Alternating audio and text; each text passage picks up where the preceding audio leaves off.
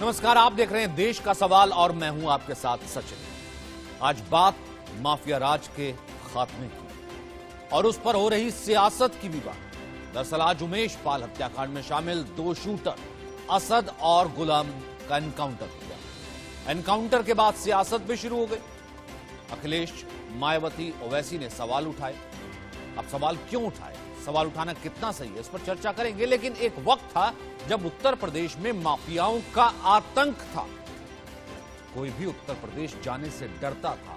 इतने माफिया होते थे, माफिया राज होता था। अतीक, मुख्तार जैसे बाहुबलियों का खौफ था। लेकिन सबसे बड़े सियासी प्रदेश में जैसे ही योगी सरकार की शुरुआत हुई, सबसे पहला काम माफियाओं पर नकेल कसने का शुरू हुआ। आज स्थिति क्या है, सबके सामने है। अतीक का क्रिमिनल कुनबा खत्म हो चुका है। जो गुंडागर्दी करता है वो सलाखों में चला जाता है, मिट्टी में मिला दिया जाता है। कुल मिलाकर योगी ने जो कहा वो किया, माफियाओं को मिट्टी में मिला दिया।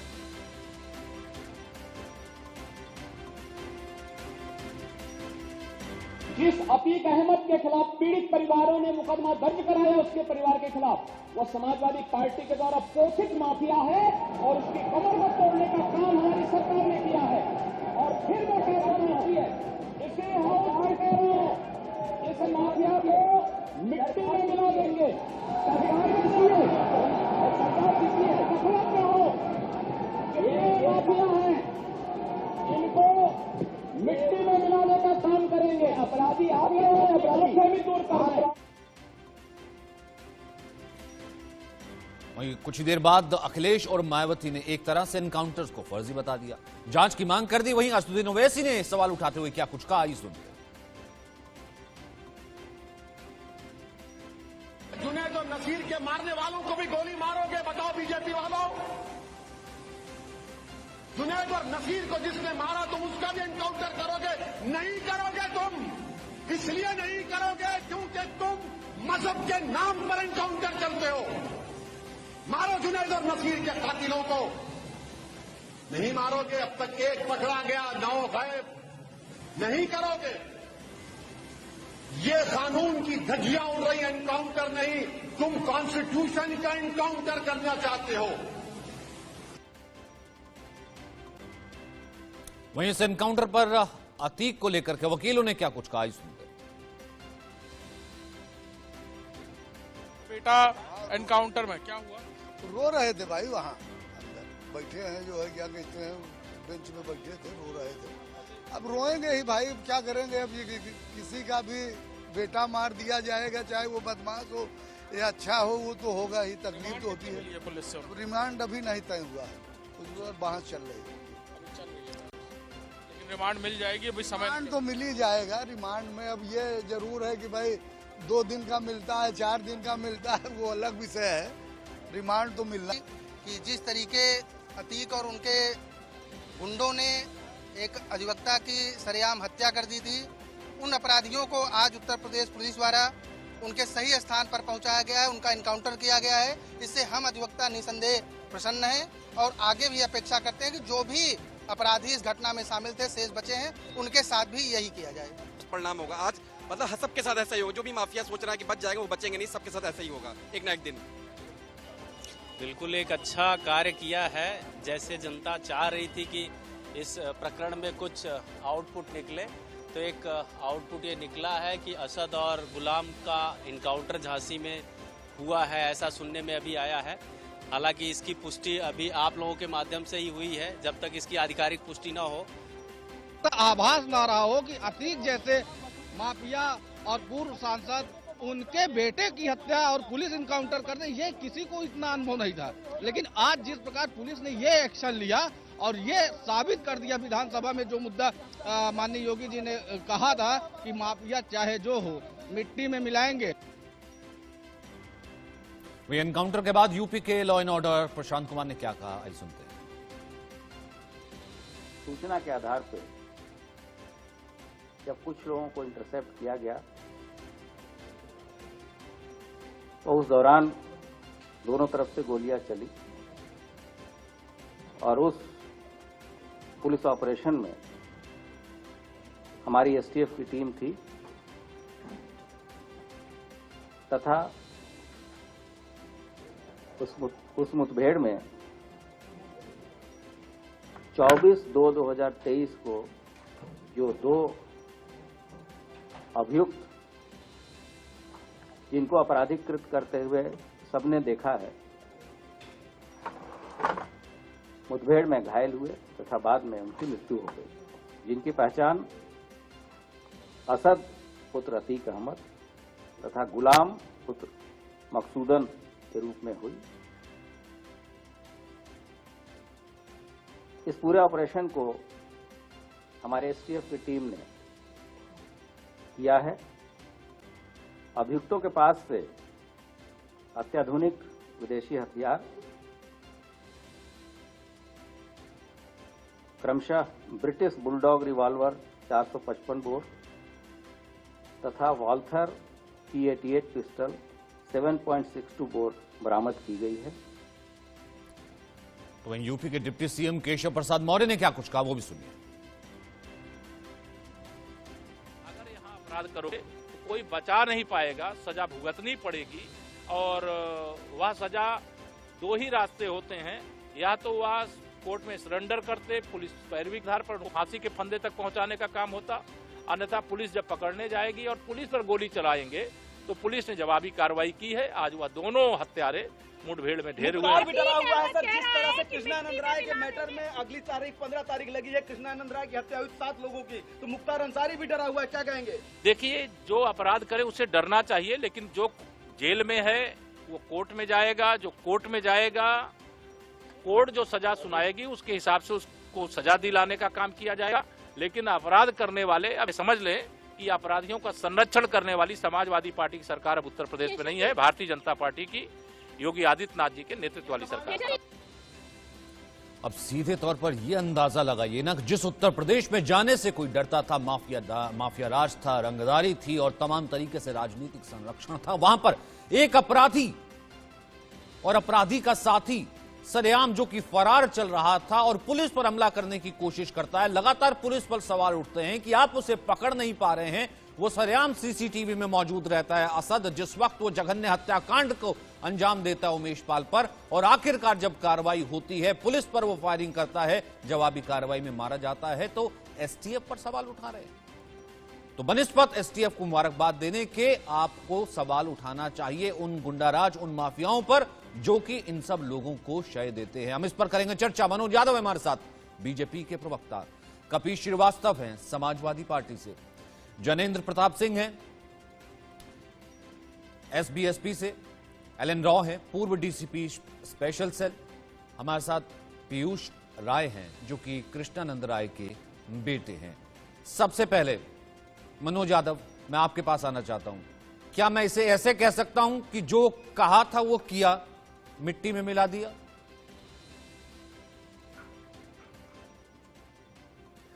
देखिए सचिन जी, निश्चित रूप से आतंकवाद और गुंडों के खिलाफ जो हमारी जीरो टॉलरेंस की नीति है, योगी आदित्यनाथ जी ने जो कहा वो करके दिखाया।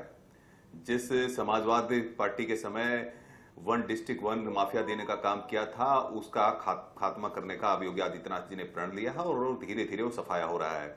लेकिन सचिन जी, सवाल ये उठता है कि देखिए किस तरह से एक दुर्दांत अपराधी, जितने कितने माओ की को उजाड़ने का काम किया, कितनी बहनों के सिंदूर को उजाड़ने का काम किया, उस दुर्दांत अपराधी के लिए किस तरह से जब उसकी हत्या होती है, उसके बेटे को इनकाउंटर हो जाता है, तो किस तरह से ये लोग फपक फपक कर रोते हैं, गिड़गिड़ाते हैं कि देखिए गलत हुआ है। और कैसे इनको पता लग गया कि गलत हुआ है? मैं अखिलेश यादव से पूछना चाहता हूं कि जरा बताइए, आपको कहां से सूचना मिली है कि ये एनकाउंटर फेक एनकाउंटर है?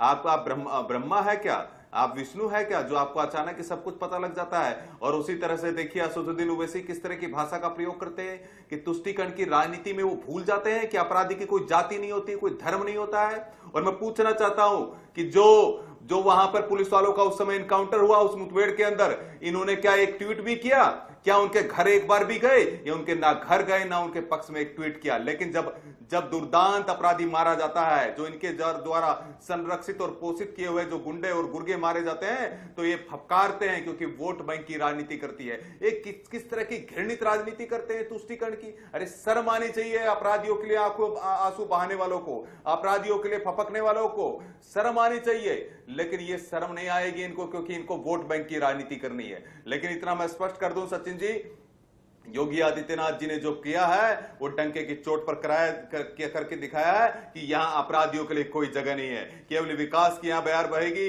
निवेश बहेगा। यही कारण है कि ग्लोबल समिट के अंदर 35 लाख करोड़ का बेसिक सवाल उठाया उसका मैं जवाब ले लेता हूं। कपिल श्रीवास्तव साफ दिखाता है, कपिल श्रीवास्तव नहीं, ठीक है, जो आपने बेसिक सवाल उठाया मैं उसका जवाब ले लेता हूं कि भाई ऐसा है कि समाजवादी पार्टी को कैसे पता लगा कि एनकाउंटर फर्जी था। और दूसरा, कपिश जी पहले खुद सदन में सवाल उठाया था अखिलेश यादव ने लॉ एंड ऑर्डर को लेकर के, किस तरीके से खुलेआम जघन्य हत्या हो जाती है और उसमें वो दिख रहा था अपराधी जिसने हत्या की, वो सीसीटीवी में था और वो फरार चल रहा था। आज वो एनकाउंटर में एडीजी लॉ एंड ऑर्डर कह रहे हैं बकायदा उसकी योजना थी किस तरीके से पुलिस वैन पर हमला करके छुड़ाने की अतीक को, और भी तमाम चीजें थी। और आज उसने पुलिस पर हमला किया और उसके बाद मुठभेड़ में मारा गया, तो ये फर्जी कैसे हुआ सर?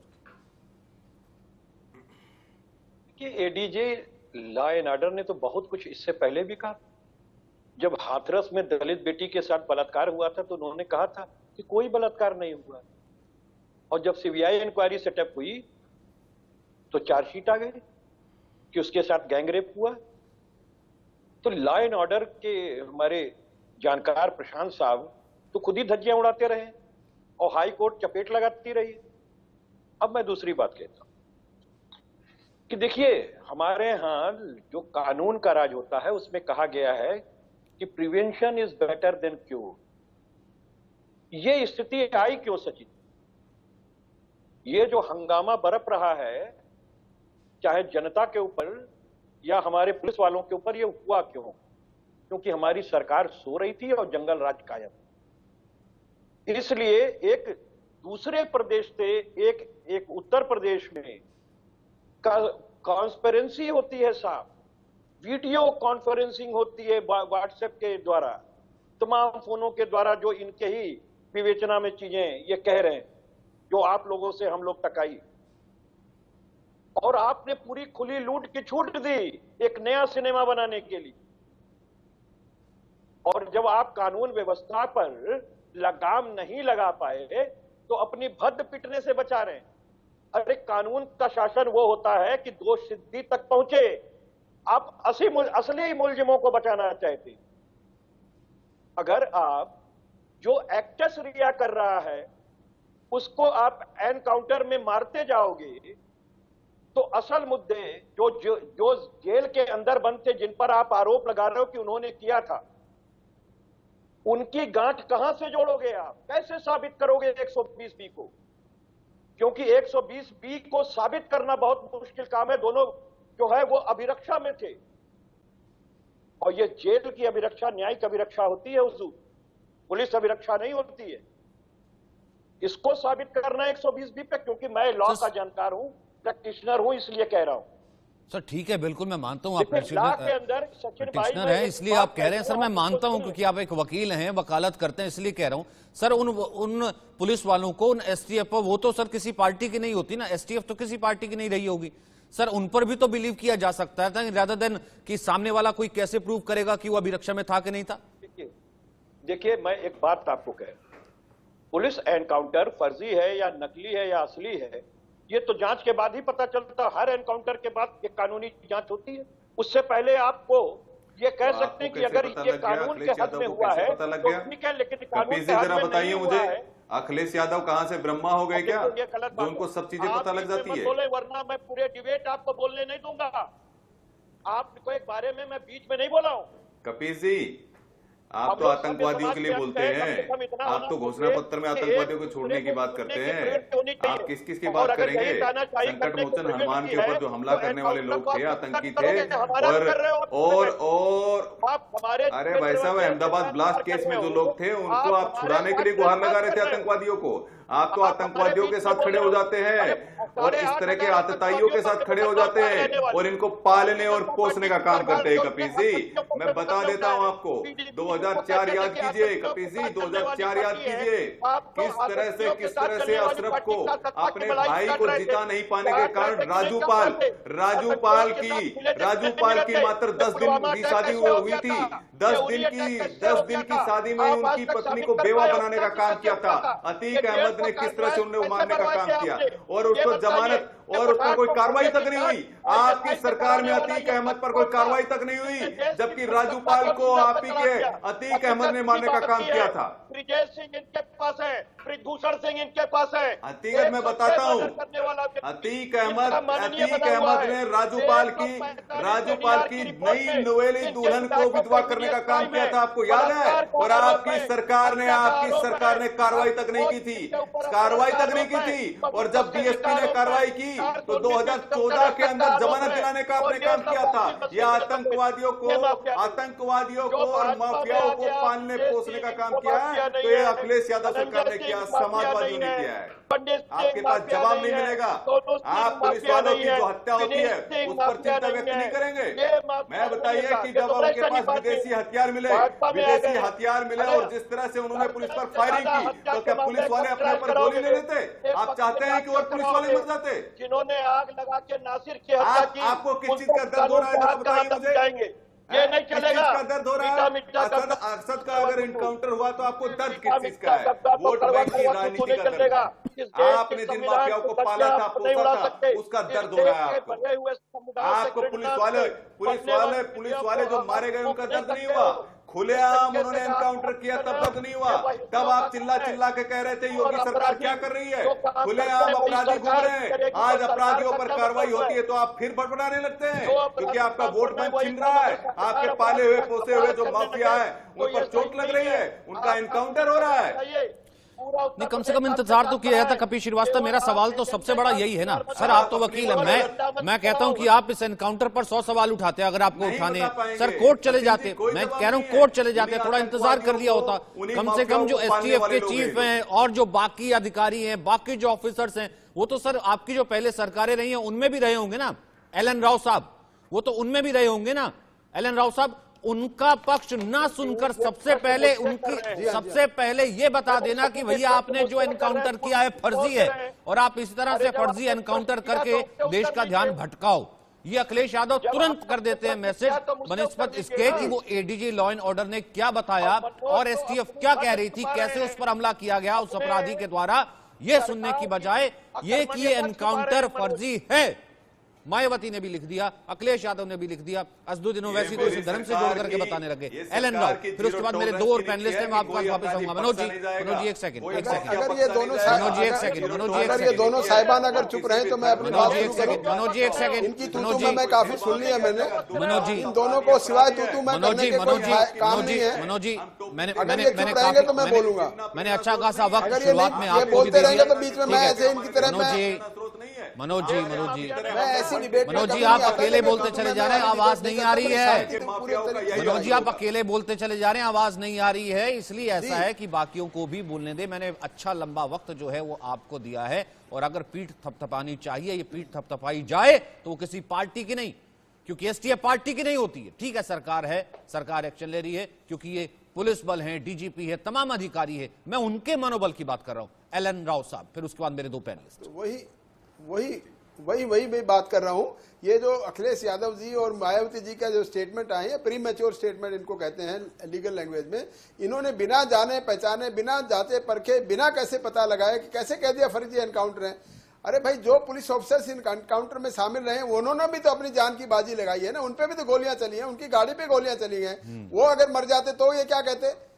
लेकिन वो ठीक है, पुलिस को अपना एक ट्रेनिंग मिली हुई है, उस ट्रेनिंग के हिसाब से उन्होंने गोली चलाई और वो बच गए, और उन्होंने दूसरे अपराधी जिन्होंने उनको मार दिया, तो इसको आप नकली कैसे कह सकते हैं? जब तक अगर ये बात कर रहे हैं, ये कह सकते थे ये इनकी जांच होनी चाहिए, वहां तक तो ठीक था। लेकिन ये कहें कि नकली है, अरे भाई तुम्हें कहां से पता लग गया? पुलिस ऑफिसर जो आज एनकाउंटर में शामिल रहे, वो कभी तुम्हारे राज में भी तो पुलिस ऑफिसर रहे हैं वही, तो उनको तुम तब इस्तेमाल करते थे आप। पुलिस वालों को जब तक ये पॉलिटिकल लोग, पॉलिटिकल बॉसेस इस्तेमाल करते रहेंगे तब तक ये ऐसा ही चलता रहेगा। कभी भी पुलिस कभी झूठा काम नहीं करती है।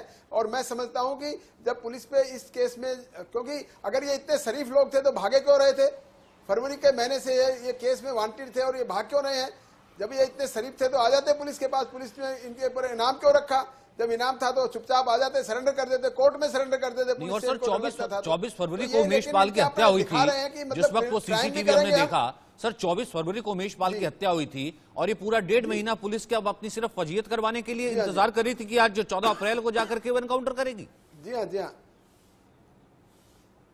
ऐसा क्यों करेंगे? अगर करना होता तो पहले ही कर देते। लेकिन हाँ, ये जब तक नहीं मिले इनकी तलाश चलती रही। तलाशने के बाद आज बड़ा एडीजी का स्टेटमेंट में मैंने पढ़ा है कि एक सटीक इन्फॉर्मेशन मिली है और इन्फॉर्मेशन हमें पता है कैसे इन्फॉर्मर्स इन्फॉर्मेशन देते हैं।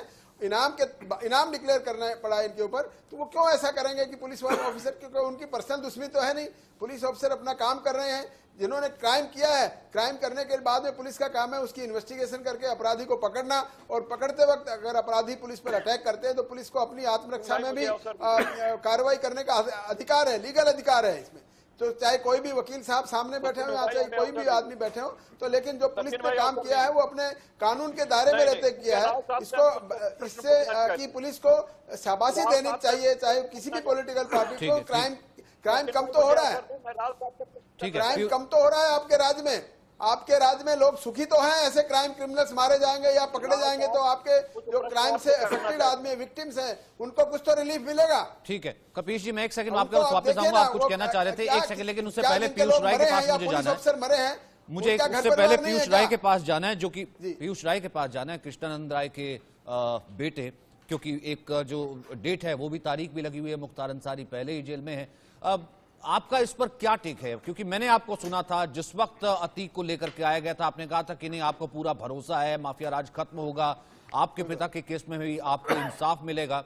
अब आपको क्या लग रहा है, जब किसी भी तरीके के इंसाफ या किसी भी तरीके की अपराधियों को खत्म करने की मुहिम की तरफ एसटीएफ या पुलिस बढ़ती है, उस पर सवाल उठने शुरू हो जाते हैं। अपराधी का साथ देना जो है वो पहले शुरू हो जाता है बनिस्बत के अपनी फोर्स के साथ खड़ा हुआ जाए। पीयूष राय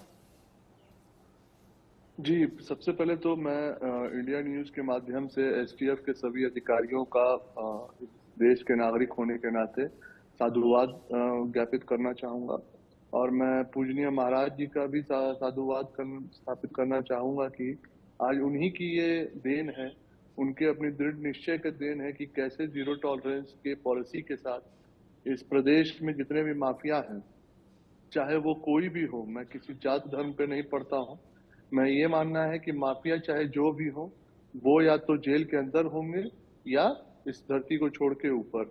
और मेरा ये मानना है कि ये पूजनीय महाराज जी का ही एक दृढ़ निश्चय है और हमारे पुलिस बल का एक आत्मसम्मान और एक कहिए तो एक उनका अपना स्वाभिमान है कि वो कैसे सरकार की नीतियों को जमीन पे लागू कर रही हैं। और सबसे बड़ी बात है कि आज इन माफियाओं का जैसे खात्मा हो रहा है, एक जनता में विश्वास जगा है कि आने वाले समय में ये सारे माफिया जो कि सपा बसपा के राज्य में ही इनकी पैदाइश हुई, इनकी परवरिश हुई, इनको परिचय दिया गया, इनके सारे कुकर्मों को छिपा के इनको और मोटिवेट किया गया, आज जब से भारतीय जनता पार्टी की सरकार बनी है, इनके सारे कुकर्मों को उजागर कर इनके खिलाफ जितनी कठोरतम कार्रवाई की जा सके वो की जा रही है। और जहां तक ये मामला उमेश पाल मर्डर केस में उपस्थित होने वाले जितने भी शूटर्स थे, ये न्यूज चैनल पे स्पष्ट दिख रहे थे, वो वीडियोस में स्पष्ट दिख रहे थे कि कौन कौन लोग इसमें शामिल हैं। और मेरा ये मानना है कि जब आप एक राज्य स्थापित करते हैं, जब आप एक पीस का माहौल एक राज्य में स्थापित करना होता है तो कुछ सख्त निर्णय आपको मौके पे लेने होते हैं। अब मेरा ये मानना है कि जब पुलिस की और एसटीएफ की ये कार्रवाई हुई है, ये सही है या गलत है ये जांच का विषय हो सकता है, लेकिन आज अगर इन्होंने ये कार्रवाई की है तो ये एक काबिले तारीफ कार्रवाई है। और ये इसलिए काबिले तारीफ है कि इसी तरीके से एक शांत और विकासशील प्रदेश का स्थापना हम कर सकते हैं। बिल्कुल। जनेंद्र प्रताप सिंह, आपका इस पर क्या टेक है कि कम से कम अपराध तो कम हो रहा है, अपराधी मारे जा रहे हैं, खौफ है, सरेंडर कर रहे हैं, पुलिस की गिरफ्त में आ रहे हैं। ठीक गलत सियासत वो चीजें कर लीजिएगा बाद में, प्रदेश तो सबका है। देखिए, जनता में आज आप जब इंटरव्यू दिखा रहे थे, जनता से पूछ रहे थे, तो जनता में खुशी थी, जनता में उत्साह था। क्यों था? जनता जानती है कि ये गलत प्रक्रिया है, लेकिन जनता ये भी जानती है कि जो अपराधी 44 साल से फल फूल रहे हैं, तो उन अपराधियों को सजा नहीं हो पा रही है, वो चाहे जेल में रहें। जेल से वो समानांतर सत्ता चला रहे थे, किसके शासनकाल में? कौन इन्हें पाल पोस रहा था? समाजवादी पार्टी ने पाला पोसा इनको, बहुजन समाजवादी पार्टी ने इनको आगे बढ़ाया। तो जनता जानती है कि ये सही प्रक्रिया नहीं है, लेकिन उससे खुशी भी है। तो मैं बहुत बहुत धन्यवाद देना चाहूँगा एसटीएफ को और पुलिस बल को, उन्होंने किया। दूसरी चीज़ मैं बताना चाहूँगा कि आप जो अभी 28 मार्च को सजा का ऐलान हुआ था, आजीवन कारावास हुआ था अतीक अहमद को, वो क्यों हुआ था? इन्हीं जो राजू पाल हत्याकांड का गवाह थे, उमेश पाल जी, इनकी अपहरण किया गया था और बाकायदा मारपीट की गई थी 2006 में सपा के शासनकाल में। लेकिन वो एफआईआर नहीं लिखी गई थी 2006 में, एफआईआर लिखी गई थी 2007 में सत्ता परिवर्तन के बाद, और उस पर फैसला आया था। अब आपने देखा कि भरे बाजार में कैसे बम, गोले, बारूद फेंके जा रहे थे और दिवाली के पटाखों की तरह गोलियां बरसाई जा रही थी, और कौन से अंग्रेजी हथियार, स्वचालित हथियार, अत्याधुनिक हथियारों से। तो आप ऐसे लोगों के अब मानवाधिकार की बात करने को समाजवादी पार्टी आगे आ रही है। दूसरी चीज मैं बताना चाहूंगा, राम गोपाल यादव जी का एक बयान आया था पहले ही, वो पुलिस पे पहले से ही एक मानसिक दबाव बनाना चाह रहे थे। अखिलेश यादव जी का बयान आया था कि हम इसकी अपनी सरकार आने पे बहुत से एनकाउंटर की जांच करवाएंगे। वो पुलिस पे मानसिक दबाव बनाने का काम कर रहे थे, जिससे कि ये लोग जेल में रहें, जब हम सत्ता में वापस आए कभी तो इन लोगों को फिर से बाहर निकाला जाए और समानांतर सत्ता चलाई जाए और अपनी पैठ बनाई जाए। तो केवल वोटों की राजनीति के लिए इन्होंने अपराधियों को पाला।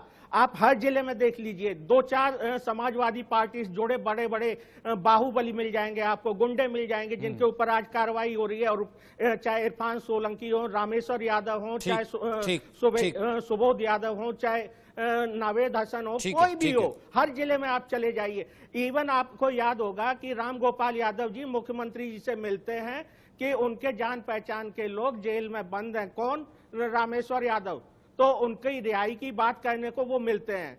आपने देखा होगा आजमगढ़ जेल में जाके एक अपराधी से माननीय अखिलेश जी जाके मिलते हैं। तो आप अगर अपराधियों से जेल में मिलने जाते हैं तो ये क्या प्रदर्शित करता है?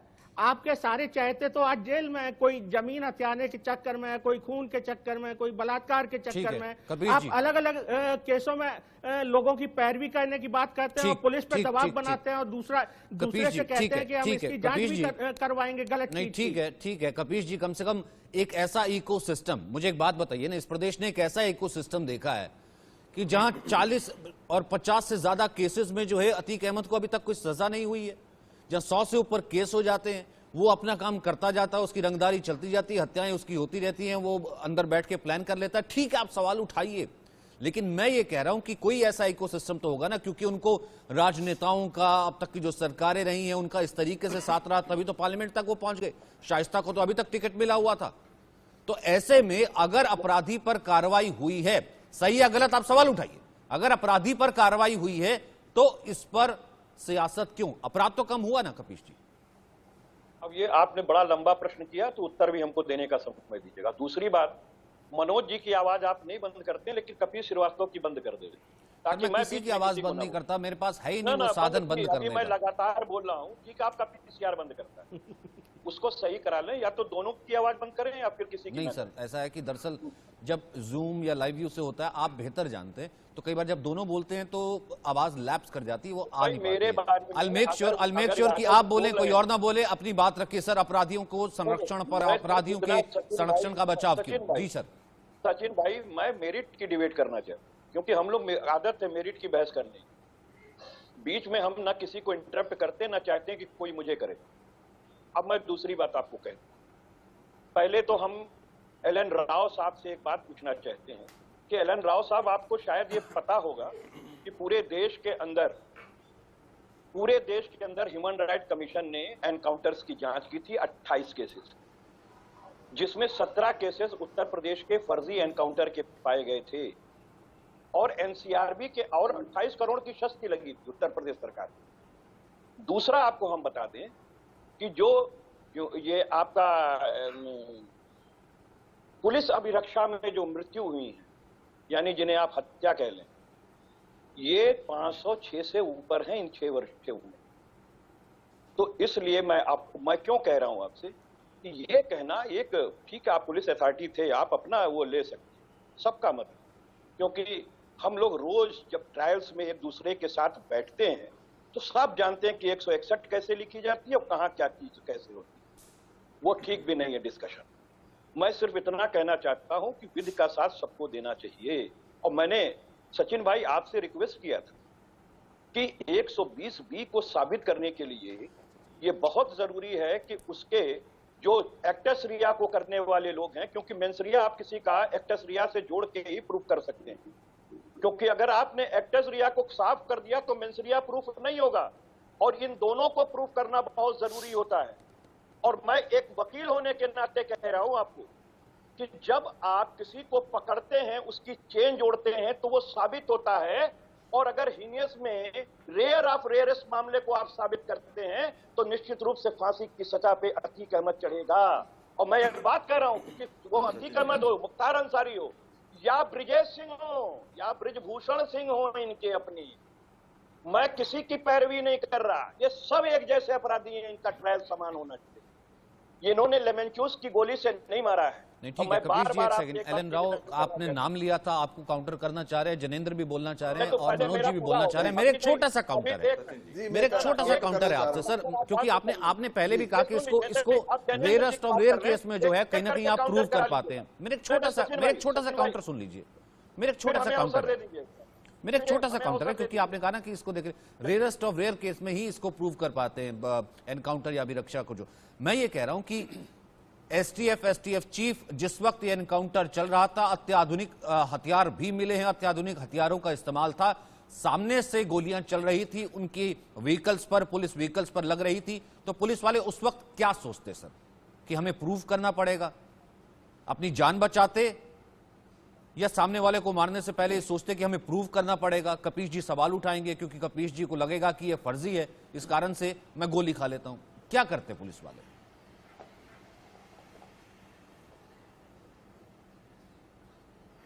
जी कपिल जी से पूछ रहे हैं। कपीश जी क्या करते पुलिस वाले? कपीश जी का प्रश्न आपसे पूछ रहे हैं। सबसे बड़ा प्रश्न ये है कि इसको तो आप हमको मेरे से, अच्छा कपिल जी मेरे से पूछा तो मैं जवाब देने को तैयार हूं। कपीश जी से पूछा मैंने एक बार सुन लीजिए, वो प्रूफ की बात कर रहे थे ना, फिर मैं उसी पॉइंट पर एलन राव साहब आपके पास आ रहा हूं। वो ये कह रहे थे ना कि प्रूव करना बहुत मुश्किल होता है, कैसे अभिरक्षा, अब ये कैसे असद कैसे प्रूव करेगा, गुलाम कैसे प्रूव करेगा कि वो फर्जी एनकाउंटर में मारा गया? कामाबाई फुल स्टॉप आप देख लो कि पुलिस क्या करती है और कैसे फर्जी एनकाउंटर्स करती है। मैं इस बात को कह रहा हूं, आपको निवेदन करें, हम भी जानते हैं कि कैसे एनकाउंटर्स होते हैं, कैसे बरामद कराई जाती है पिस्टल, कैसे उसके अंदर रिंकल्स बनवाए जाते हैं, फायर गन शॉट इंजरी कैसे लिखी जाती है, क्या हम नहीं जानते? क्या रोज की रोज प्रैक्टिस है? इसलिए मैं आपको कह रहा हूं, तो कमीशन जब जांच करेगा, वो ना राव साहब कह सकते हैं ना हम कह सकते, इतना हमारे अध्यक्ष। अभी आपको कैसे पता कि ये फर्जी है? जब कमीशन जांच करेगा तो उससे पहले आपको कैसे पता है फर्जी? ठीक है, हमारे वेरी गुड, हमारे अध्यक्ष का एक ट्वीट आया है, उस ट्वीट को लगाइए और दिखाइए कहां उन्होंने लिखा कि फर्जी। बिल्कुल बाकायदा लिखा सर, मैं ट्वीट दिखा देता हूं, फर्जी एनकाउंटर से ध्यान भटकाने की कोशिश है। क्या देख नहीं पा रहे, ये बात है, ये नहीं, फर्जी एनकाउंटर है, ये कहां लिखा हुआ? अरे बाकायदा दिखा देता हूं सर, बाकायदा उन्होंने कहा है कि बाकायदा फर्जी एनकाउंटर से ध्यान भटकाने की कोशिश है, देश के असली मुद्दों से ट्वीट किया है। झूठे का मतलब क्या होता है? झूठा एनकाउंटर, झूठे का मतलब क्या होता है कपीश भाई? सुन लीजिए जनेंद्र भाई, मुख्तार अंसारी के लड़के को पाल रहे हैं, मैं जवाब दे अपना विधायक बना के, इन्होंने राय साहब की हत्या की थी, और आपको शर्म नहीं आती इस पर बैठ करके मीठा मीठा गप्पा और कड़वा कड़वा तू करते हैं? टिकट बेचने वाली पार्टी, माफियाओं नहीं, को, मैं बता देता हूँ, बेचने वाली पार्टी। बिल्कुल बता देता हूँ। मेरे नेता, मेरी पार्टी ने बिल्कुल स्पष्ट किया है कि रहा हमें जो 17 टिकट दी गई थी उसमें से 12 पे आपके कैंडिडेट आपने अपने उतारे थे। उन्हीं में से मुख्तार अंसारी के लड़के थे, अब्बास अंसारी, ठीक है। और दिसंबर में हमारे नेता ने कहा था अगर दोषी है तो आप उनको सजा दीजिए, हम बचाने का कोई कार्य नहीं कर रहे हैं। बिल्कुल स्पष्ट कर दिया था हमारे नेता ने। कहाँ लिखा हुआ है? अरे कपीश भाई, कुछ तो लिहाज करिए, किसको बचाना चाह रहे हैं आप? 44 साल से इतने केस, 100 से ज्यादा केस एक व्यक्ति पर, 165 से ज्यादा केस एक परिवार पर, और उसको आप सजा नहीं दिला पाए। 3 बार विधायक और सांसद बना दिया आपने उसको, और उसके बाद भी आज यहाँ बैठ के उसका बचाव कर रहे हैं। कपीश भाई फिर कैसे पहुंच जाता है? तो मुझे एक बात बताइए ना कपीश भाई, फिर वो कैसे पहुंच जाते हैं सदन में, कैसे पहुंच जाते हैं संसद तक, कैसे विधायक बन जाते हैं? मुझे एक बात बताइए कि अगर टिकट नहीं दिया गया होता तो कैसे जो है अतीक अहमद, कैसे मुख्तार अंसारी जो है अब्बास अंसारी को टिकट का, ये तो सबके सामने ही है ना सर। तभी तो कह रहा हूं कि बचाव करना पड़ता है। पीयूष राय कुछ कहना चाहते हैं, फिर उसके बाद एलन राव। एक सेकंड, फिर उसके बाद मनोज जी, आप चुपचाप बैठे रहे, मैं इसको अप्रिशिएट करता हूं, आपके पास वापस आऊंगा। पीयूष राय जी, मैं एक बात जो वो सारे पैनलिस्ट की मैं बात सुन रहा था, मुझे ये लगता है कि इससे पूर्ववर्ती जितनी सरकारें आई, चाहे वो सपा की रही हो चाहे बसपा की रही हो, जितने भी सरकारें आई हैं, उन सरकारों में और भारतीय जनता पार्टी के सरकारों में, विशेषकर पूजनीय महाराज जी के अधीनस्थ जब से हम लोगों ने ये प्रदेश का कार्रवाई देखा है, इसमें एक सबसे बड़े इंटेंशंस की कमी रही है इन अपराधियों के प्रति।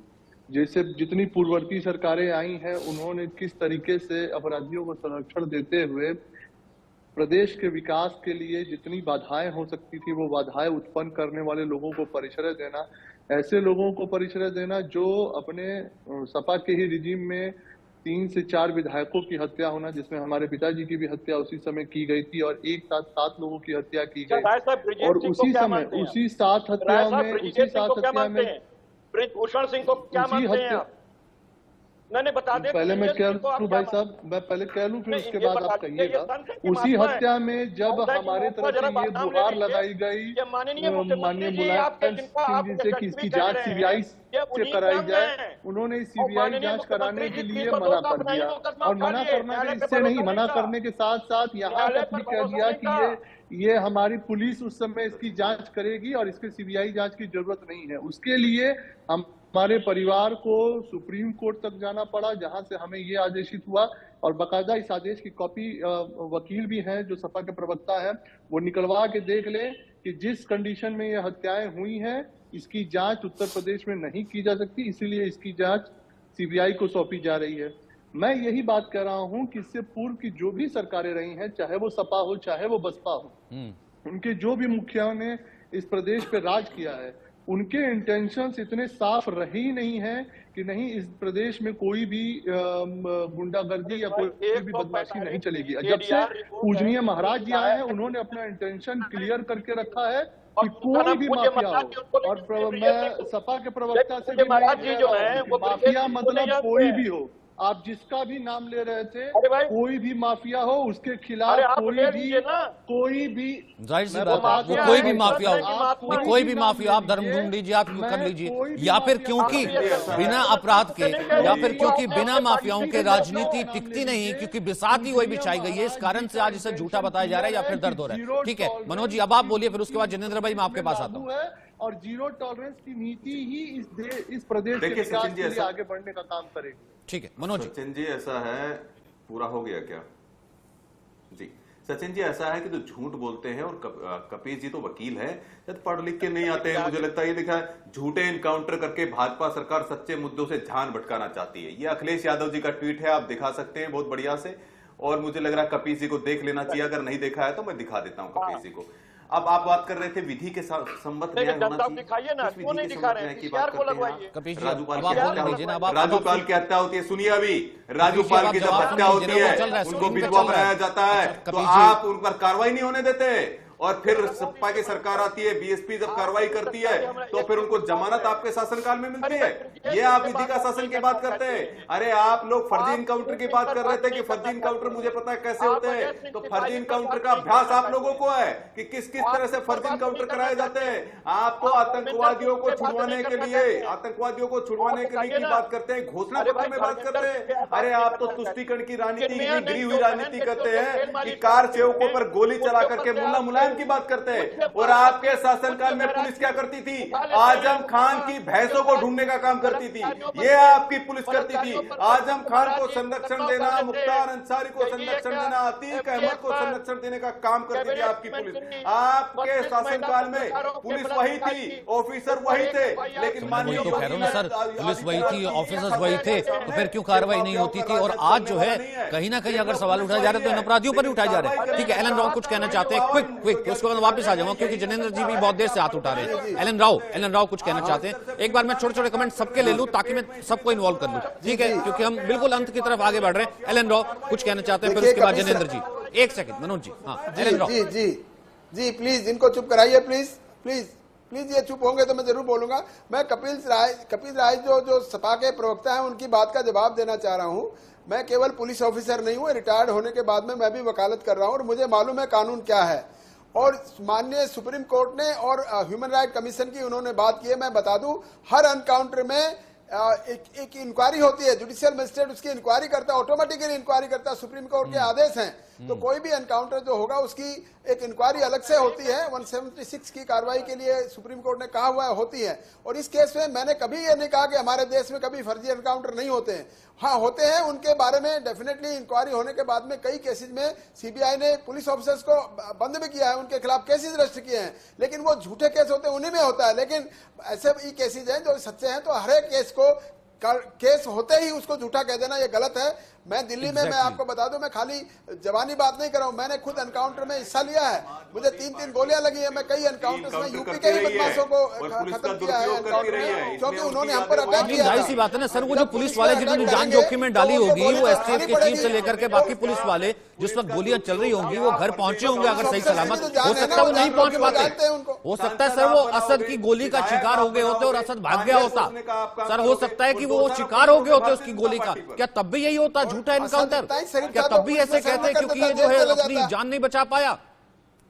आज उनके बच्चे घर पहुंचे होंगे सही सलामत एनकाउंटर करके, या फिर उन्होंने कहा होगा कि पापा घर सीधे आ गए। लेकिन अखिलेश अंकल कह रहे हैं कि आप झूठे हैं। मुझे एक बात बताइए ना, लेकिन अखिलेश अंकल कह रहे हैं कि आप झूठे हैं। जनेंद्र जी सुनाई देता है, कमाल करते हैं सर जनेंद्र जी। उत्तर प्रदेश के साबित हुए हैं, उससे ये स्पष्ट है कि योगी एक मिनट शांत करवाइए, मैं कुछ जरूरी बात आपको बताता हूँ। ठीक है, एक सेकंड मनोज जी, एक सेकंड सचिन भाई थोड़ा शांत करवाइए। मैं मनोज जी एक सेकंड, अधिकार आपको दिखाई क्योंकि ये देश को समझने की बात है, आपके माध्यम से सबको। आप सिर्फ मनोज यादव और कपिल श्रीवास्तव में थोड़ा ना बहस हो रही है। एक सेकंड मनोज जी, और भी है ना। जनेंद्र जी बोलिए। सचिन भाई देखिए, आपके माध्यम से जनता को पता होना चाहिए। आपको याद है जब मुंबई हमले हुए थे तो अजमल कसाब को जिंदा पकड़ने की रणनीति अपनाई गई थी, क्योंकि वही आखिरी में बचा था और ये लगभग पता चल चुका था कि हाँ ये पाकिस्तान से आए हुए हैं, इसको पकड़ना जरूरी है। उसने जिंदा पकड़ने के एवज में हमारे कितने जवान शहीद हुए और कितने आम नागरिक मारे गए, ये आपको पता है। बिल्कुल सही बात है। और आज ये वही चीज दोहरा रहे हैं कि आपको जिंदा पकड़ना चाहिए था, क्योंकि अदालत में सबूत चाहिए था हमको। अरे इससे बड़ा सबूत क्या है कि एक वीडियो के ऊपर लाइव वीडियो जगह जगह लगे हुए हैं, सीसीटीवी कैमरों में वो बम फेंकते गोली चलाते हुए पकड़ा गया है। ठीक है, उसके बाद भी आप उसे बिरयानी खिलाना चाहते हैं। आप चाहते हैं कि हमारी सरकार आए उसको बिरयानी खिलाए। दूसरा झूठ में बताता हूं इनका, उत्तर प्रदेश में 2017 से 2022 के बीच में 8000 एनकाउंटर हुए और 117 फर्जी हैं केवल। देखिए केवल 1% फर्जी हैं, उनमें कार्रवाई की जा रही है, चल रही है सभी में। अखिलेश यादव को समाजवादी पार्टी दुर्दांत अपराधियों का पक्ष ले रहे हैं, आतंकवादियों की सरकार चलवाते हैं। आप पुलिस और प्रशासन और आतंकवादियों के खिलाफ, आतंकवादियों के पक्ष में आप समर्थन करते हैं, आतंकवादियों को छुड़वाने के लिए गुहार लगाते हैं, और जब इलाहाबाद हाईकोर्ट आपको लताड़ लगाता है तब आप चुप होते हैं। सर्जिकल स्ट्राइक पर आप सवाल उठाते हैं, सेना पर आप सवाल उठाते हैं, पुलिस पर सवाल उठाते हैं, न्यायपालिका पर सवाल उठाते हैं, अरे हर चीज पर, संवैधानिक संस्थाओं पर आप सवाल उठाते हैं। जंगल राज्य कायम है और अपनी खिल्ली उड़वा रहे हो आप। ये जंगल राज आपके शासनकाल में था, जब थाने और पुलिस यादव परिवार के कुछ लोग चलाते थे। ये कानून का शासन है, किसी माफियाओं को बख्शा नहीं जाएगा, ये समझ लीजिए। कपिल श्रीवास्तव, जितने लोगों को विधायक सांसद बना करके पोषित और पालित करने का माफियाओं को आपने काम किया, वहां योगी आदित्यनाथ जी की सरकार में चलने वाला नहीं है। आप वोट बैंक के लिए तुष्टीकरण की राजनीति, गिरी हुई राजनीति करने के लिए कितने ही पुकार बता लीजिए, आपको आतंकवादियों और अपराध के ह्यूमन राइट दिखाई देंगे, आम नागरिकों के आपको अधिकार नहीं दिखाई देंगे, उनकी चीख और पुकार नहीं सुनाई देगी। जो विधवाएं हुई है, जो माताओं की कोख उजाड़ने का जिन्होंने काम किया है, जिन बहनों के राखी के अधिकार को छीनने का काम किया है, वो अखिलेश यादव और कपिल श्रीवास्तव को दिखाई नहीं देगा। उसका खुलासा नहीं कर पाने ये दिखाई नहीं देगा आपको दुर्दांत अपराधी दिखाई देंगे, माफिया दिखाई देंगे, कोई नहीं दिखाई देगा। उनके अधिकारों के लिए आप फपक रहे हैं, आप गिड़गिड़ा रहे हैं। हत्याएं हुई, ये सरकार के मंत्री हत्या करा रहे हैं, इसीलिए इन हत्याओं को केवल वोट बैंक के लिए, क्योंकि आपने उनको पाला और पोसा है। अरे अपराधी की ना कोई जाति होती है, ना कोई धर्म होता है, अपराधी होता है कपिल श्रीवास्तव जी। लेकिन आपको क्या लगेगा, अरे आप लोगों ने उनको पालने पोसने का काम किया है। उन आतंकवादियों और आतताई और जिस तरह के ये माफिया थे, उनके सहारे सरकार चलाने का काम करते थे। एक सेकंड मनोज जी, एक सेकंड, फिर मैं लास्ट कमेंट लूंगा एलन राव से। कपीश जी, मुझे एक छोटा सा सवाल जो है, ठीक है आप इस पर राजनीति कर लीजिएगा, कोर्ट भी चले जाइएगा, सही है गलत है ये भी बता दीजिएगा, ठीक है। एक सेकंड जनेंद्र जी, एक सेकंड, फिर उसके बाद नहीं, एक सेकंड, मेरा एक छोटा सा सवाल है कपीश जी से। एक सेकंड जनेंद्र जी, मेरा छोटा सा सवाल है कपीश जी, मेरा एक छोटा सा सवाल है। एक सेकंड जनेंद्र जी, एक सेकंड कपीश जी, मेरा एक छोटा सा सवाल है। कपीश जी एक सेकंड सुनिए तो सही कपीश जी, मेरा एक छोटा सा सवाल है। इस ट्वीट में झूठा एनकाउंटर तो लिखा गया ना, मुझे एक बात बताइए, इस ट्वीट में झूठा एनकाउंटर तो लिखा गया, तो झूठा मतलब कौन हुआ? एसटीएफ झूठी हुई, पुलिस झूठी हुई, तो कैसे आपको पता कि असद सच्चा था, वो गुलाम सच्चा था? बहुत बढ़िया, मैं आपको एक बात कह रहा हूं, ये 17 जो फर्जी एनकाउंटर साबित हुए इन 6 वर्षों के अंदर सिर्फ उत्तर प्रदेश में, नंबर 1, हम कैसे यकीन कर लें कि ये सही है? हम कैसे यकीन कर लें कि ये सही? कितने 2-4 पुलिस वाले मरते तो यकीन करते। कमेटी नहीं आ रही है, इसकी जांच होगी सर, वो तो जांच, तो आप जांच कमीशन में चले जाइए ना कि भैया असद सच्चा था। हर एनकाउंटर यहाँ पे 2-4 पुलिस वाले क्यों नहीं मरे? एलन राव, दुख किस चीज का है कि 2-4 पुलिस वाले क्यों नहीं मरे? 2-4 पुलिस वाले शहीद क्यों नहीं हुए? किस चीज का दर्द है ये? आज बैठ करके चर्चा हम किस चीज पर कर रहे हैं? अभी 2 एनकाउंटर झूठा, एसटीएफ झूठी हो गई और सच्चा असद हो गया, चुप कराएंगे, वो गुलाम शूटर हो गया। तब 2 पुलिस वाले भी शहीद हुए थे। Last comment Alan Rao sir.